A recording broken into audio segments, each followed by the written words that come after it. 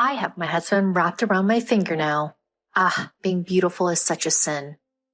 What? That's a lie. You didn't notice until now? Well, he's mine now. Richard falls for this woman, and with that, everything we've built up until now comes crashing down. Is Richard really okay with this? More importantly, does he even understand what's going on? Everything goes dark before my eyes. My name is Taylor, a 45-year-old woman this year. Currently, I work as a yoga instructor in the suburbs of Tokyo. When people hear yoga instructor, they might imagine something glamorous. But that's usually only for young female instructors. To be honest, older instructors like myself in their 50s don't usually have that much popularity. That's why my life depends on my husband's income. My husband Richard is 48 years old, older than me. At 48, most people worry about the results of their health checkup and are fearful of being diagnosed with a metabolic syndrome. But Richard is different. He has a radiant complexion, full head of hair, and most importantly, a toned body that's free from a metabolic syndrome at the age of 48. He's my proud husband. When I show Richard's photo to my classmates at the yoga studio, most people are surprised and end up comparing him to their own husbands. That's why I always start with a sales pitch, like, if you bring your husband to my yoga class, he'll transform into someone who looks like this. It's become a staple for me.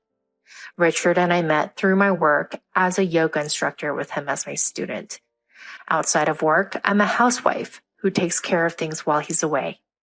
That's been my daily routine, and I thought it would continue like that until that woman showed up. Our daily lives changed completely because of her. It all started with a regular yoga trial course. One day, I recognized from somewhere was in the class. I wonder if I met her before. If she's a former student, it would be rude not to say hello.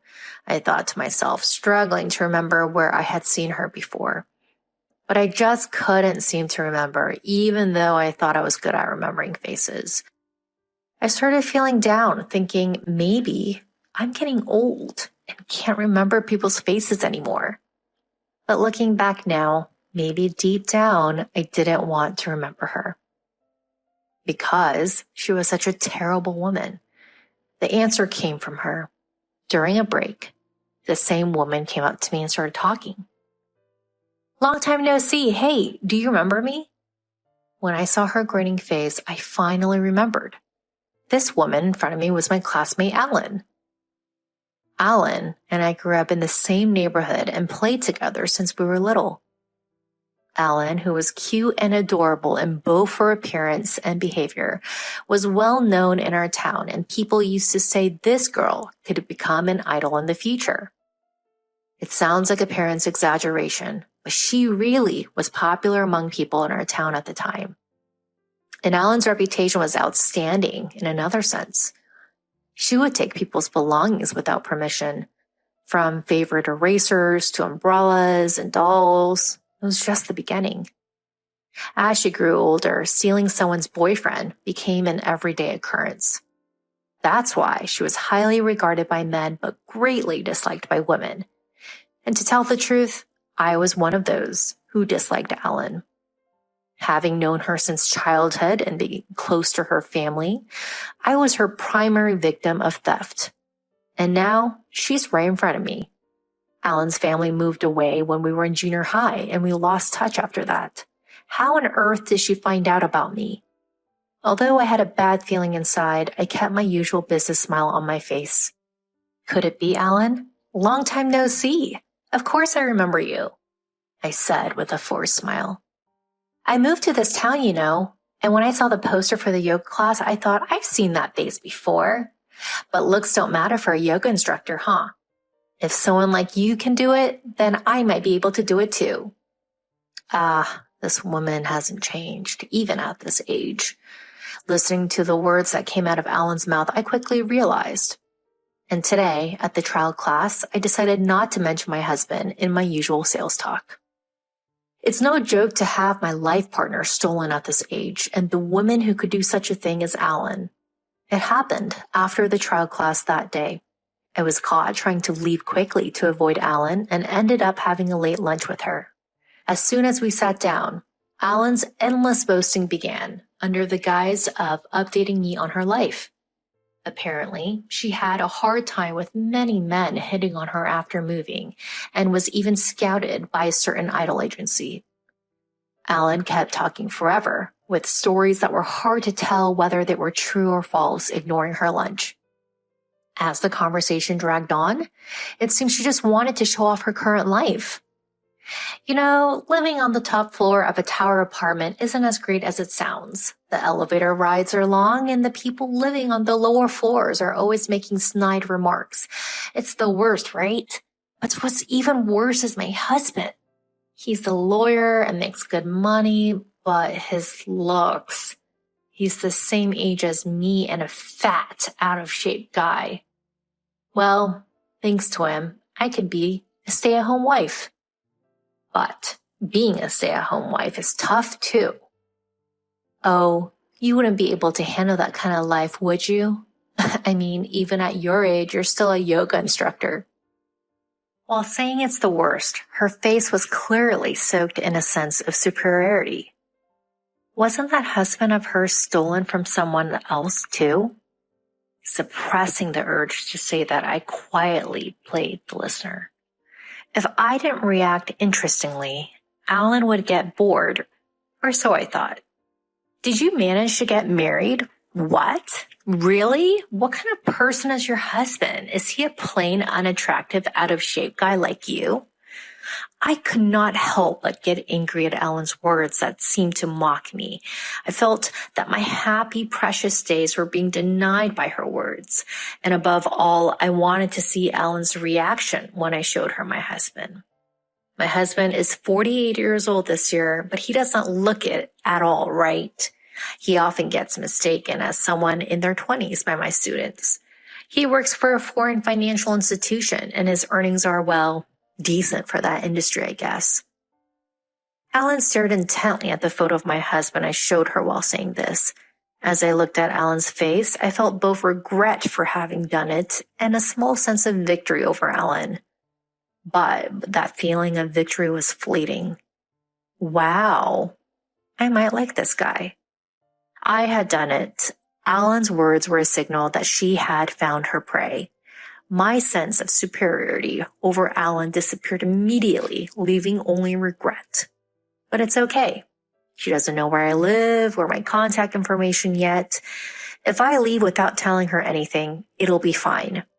Suppressing my rising anxiety, I continued to chat casually with Alan, pretending nothing was wrong. Of course, beneath our casual conversation was a battle between Alan trying to get more information about my husband and me trying to avoid it. I managed to end the conversation without giving Alan any information. I felt relieved that it worked out and went home that day, but Alan started coming to my yoga classes more often, trying to learn more. Each time I dodged Alan's questions and eventually started avoiding conversation with her altogether. Perhaps, sensing my attitude, one day Alan suddenly stopped coming to the yoga classes. I did it. That woman finally gave up. We may have been successful when we were younger, but now we're both middle-aged women in our 40s. There's no way things will go our way at this age. Serves her right. I grabbed a sense of victory this time and made a small victory pose. However, at that time, the real winner was not me, but Alan, because she had already gotten close to my husband, Richard. After that, my peaceful everyday life continued for a while. I sweated as a yoga instructor and devoted myself to housework as a good wife, supporting Richard at home. It was so peaceful that I completely forgot about Alan's recent visit. In retrospect, it must have been the calm before the storm. While I was spending my days in peace, I was slightly concerned about the change in Richard's attitude. Sorry, I don't need a lunchbox for a while. I'm going to have lunch with a client. Or, sorry, I've been busy with work lately. I'll be home late, so eat dinner without me. Oh, I forgot. I'll eat dinner on the way home, so don't worry about my portion. He used to prioritize family over home and come home right away. But if it's work, there's nothing I can do. Richard's hard work might lead to a better treatment at work. As a wife who protects the home, all I can do is support Richard. Besides, at the same time, I started teaching a new evening course at the yoga studio, so I didn't have much time to think deeply about it. So I believed what Richard said. And at the time, I believed that both of us being busy with work was a good thing and didn't doubt it. In hindsight, I was really stupid. One day, after a busy stretch, Alan appeared at the yoga studio. During class, for some reason, she kept giving me a smug look. It was the face that I hated the most. Class ended, and as I was cleaning up alone, Alan came over. Mocking my defensive stance and with a confident smile, she said, "Your husband is such a wonderful man, isn't he? His gestures while eating are cool, and his dimples when he laughs are so cute. Oh, did you know he has a funny mole on his back, that guy?" So that's what it was. The reason this woman disappeared from my sight wasn't that she had given up on my husband Richard, but that she had already succeeded in getting close to him. The gestures while eating and the dimples when laughing mean they have shared meals together many times? Could it be that Richard not taking his lunchbox with him lately is because of that? But the bigger issue is the funny mole on his back. If I connect the fact that he showed her his back and that Richard has been coming home late recently smelling like soap, the answer is obvious. This woman has already slept with Richard many times. I shuddered. What are you suddenly saying? Besides, I don't remember introducing you to my husband, so why are you meeting Richard? Aren't you stupid? Even if you don't tell me, I can find out from the other students in the class. You are such a fool. I just asked those students for your address, staked it out for a few days, and I knew everything about your husband. After all, you have that photo of the husband you boast and show off. Now Richard is captivated by me. Being beautiful is like a sin. No, that can't be. Didn't you notice until now? I'm taking him. Richard will be taken by this woman.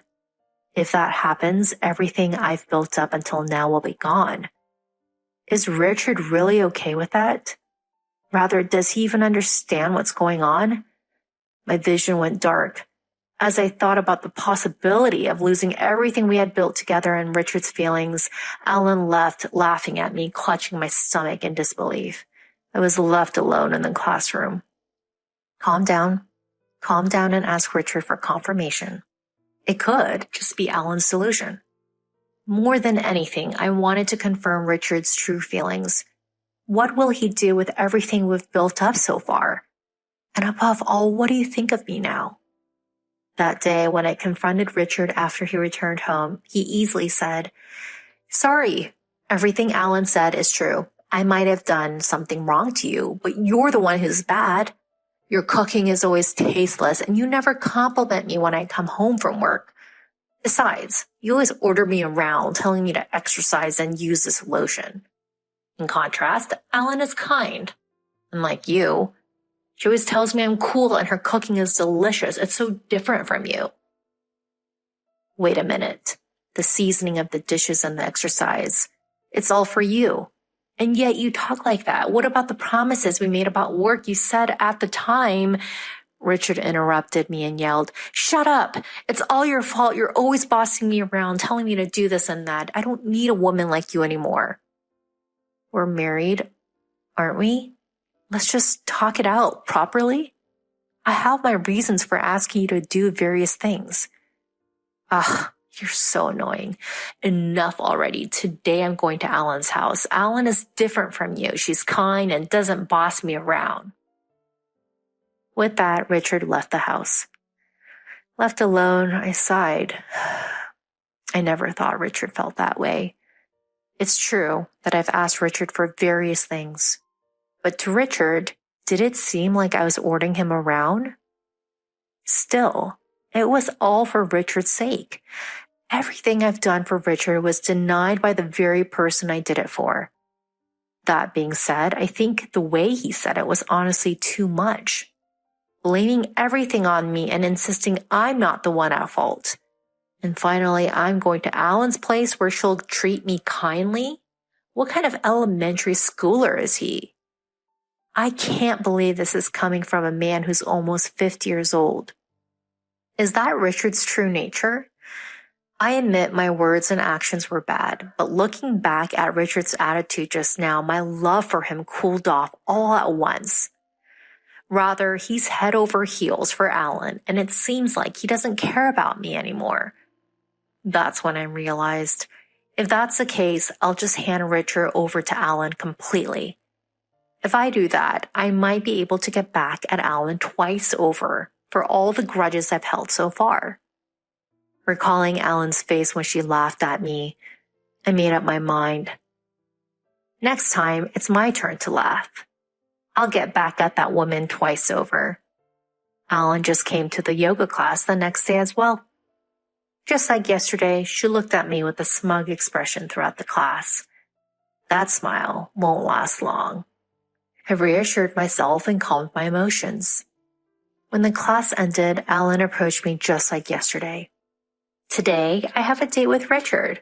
I don't know why, but he stayed at my house yesterday, and now we feel like a real married couple.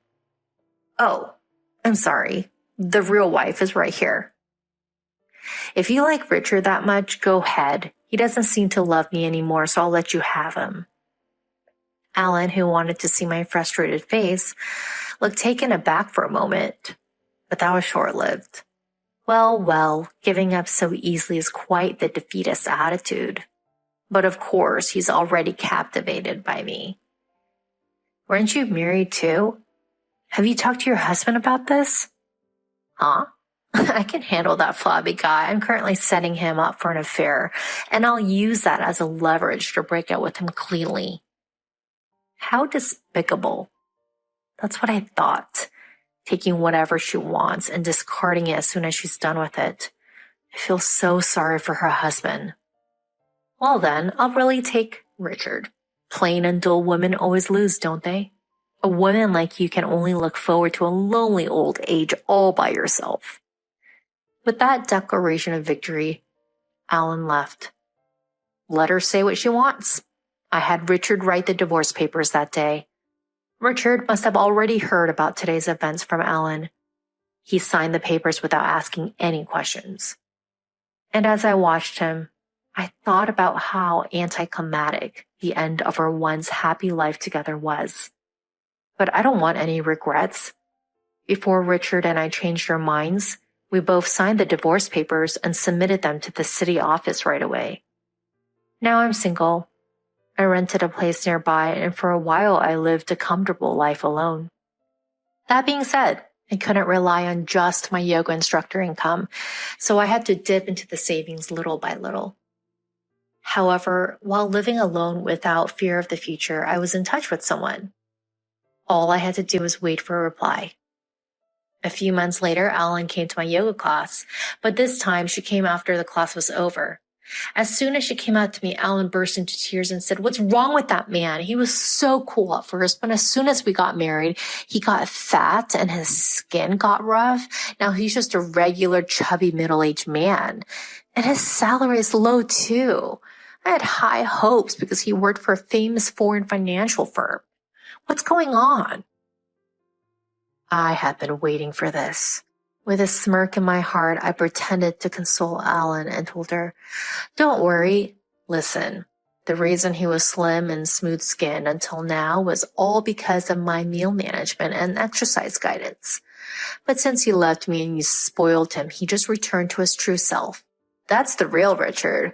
And while it's true that he worked for a foreign financial institution, it was actually a subsidiary of a related company.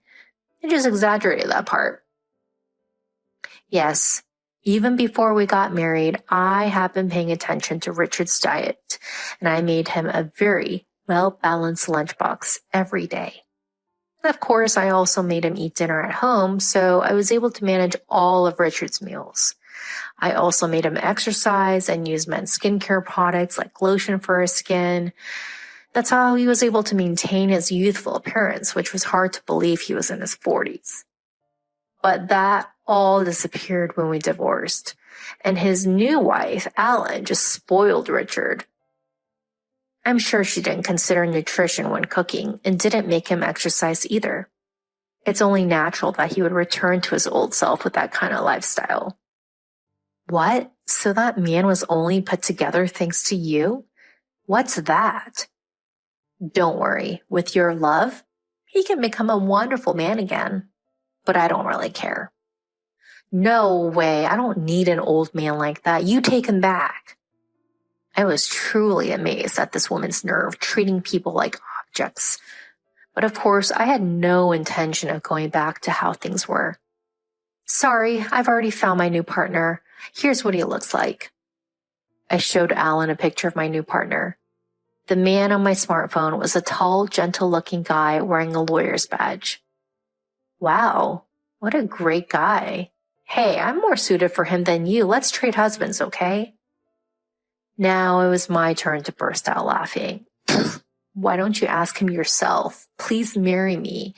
Oh, I mean, please go back to how you were, because this man is your ex-husband. No way. How did that chubby man become such a great guy? You're lying. And I can't forgive you for being with him. She still said things like that. I was dumbfounded. I wasn't lying at all. After I divorced Richard and started living alone, the person I kept in touch with was none other than him. Of course, I was in contact with him to take revenge on Alan. First, I dramatically changed his appearance through my diet management and exercise guidance. This was, of course, to later make Alan feel regretful. However, this revenge was only the first stage. The second stage was yet to come. Did you forget that your ex-husband is a lawyer? I already told him that you fabricated his affair. I think a compensation claim from him will arrive at your place soon. What? That's a lie. Oh, and from me too. I filed a claim for consolation money for having an affair with my husband. Of course, I have the strongest lawyer, your ex-husband, on my side. I could hear Alan's small scream, but it was too late. Oops, I almost forgot. Richard got his current job back thanks to a connection at my yoga studio. I told that person about what happened, and they were very disappointed. Who knows what will happen to Richard's treatment now?